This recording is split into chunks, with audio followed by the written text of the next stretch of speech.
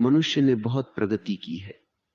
उसने आकाश को छू लिया, समुद्र की गहराइयां नाप ली, चांद तक पहुंच गया, विज्ञान को चरम तक विकसित कर लिया। लेकिन एक जगह वो आज भी अंधेरे में खड़ा है, और वो है उसका अपना भीतर। सभ्यता बनी, संस्कृति बनी, धर्म बने, विज्ञान आगे बढ़ा, लेकिन शांति नहीं बनी। इतिहास को ध्यान से देखो तो मनुष्य कम दिखाई देता है, युद्ध ज्यादा दिखाई देते हैं। हर युग में संघर्ष है, हर पीढ़ी में रक्तपात है। हमने मरने की कला सीख ली।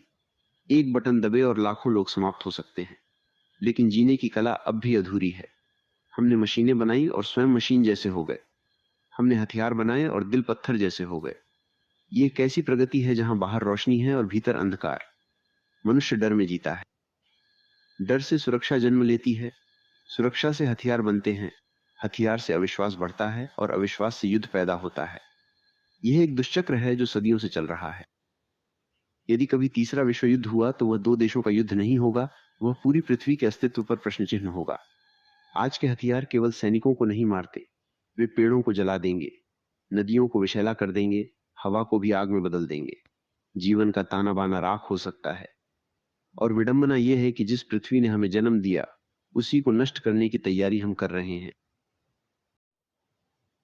समस्या राजनीति में नहीं है, समस्या मनुष्य की चेतना में है। हमने शिक्षा दी प्रतिस्पर्धा की, आगे निकलने की, दूसरे को हराने की, लेकिन यह नहीं सिखाया कि प्रेम कैसे करें, शांत कैसे रहें, भीतर कैसे उतरे। पूरी सभ्यता लंबे समय तक आक्रामक ऊर्जा से संचालित रही। संवेदनशीलता को कमजोरी कहा गया, करुणा को महत्वहीन समझा गया, और परिणाम हमारे सामने है। अशांत मनुष्य और भयभीत समाज। नया मनुष्य चाहिए, जो जीतने में नहीं, समझने में विश्वास करे, जो शक्ति को हिंसा से नहीं, जागरूकता से परिभाषित करे, जो राष्ट्रों से पहले मनुष्य को देखे। ध्यान कोई धार्मिक क्रिया भर नहीं है, वह अस्तित्व के साथ सामंजस्य है।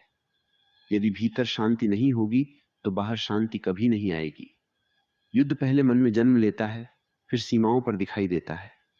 यदि मन शांत हो जाए तो पृथ्वी भी शांत हो सकती है।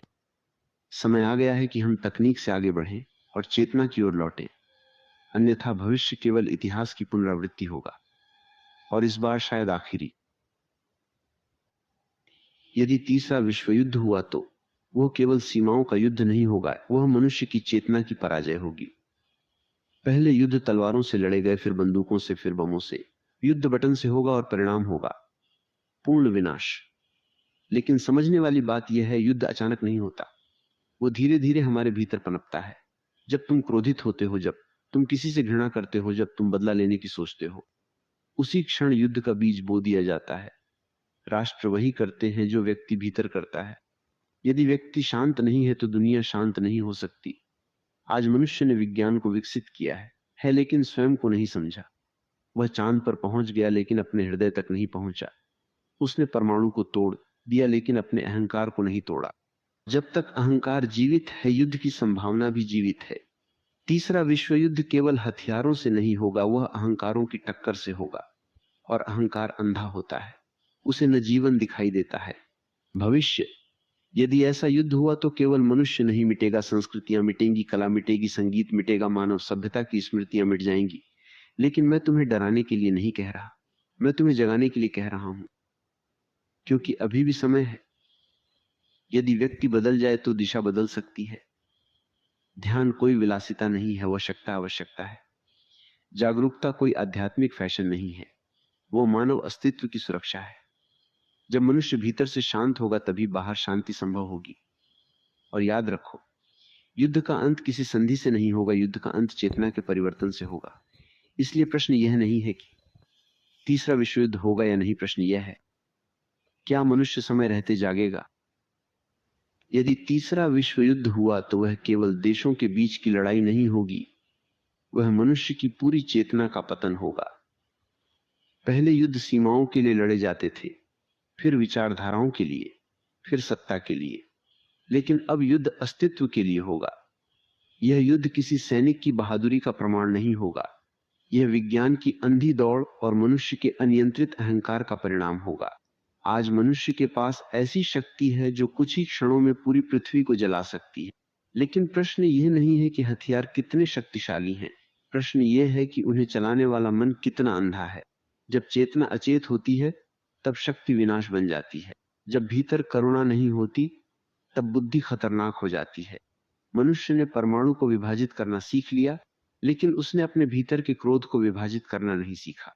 उसने ऊर्जा को नियंत्रित करना सीख लिया, लेकिन अपने विचारों को नियंत्रित करना नहीं सीखा। यही असंतुलन सबसे बड़ा खतरा है।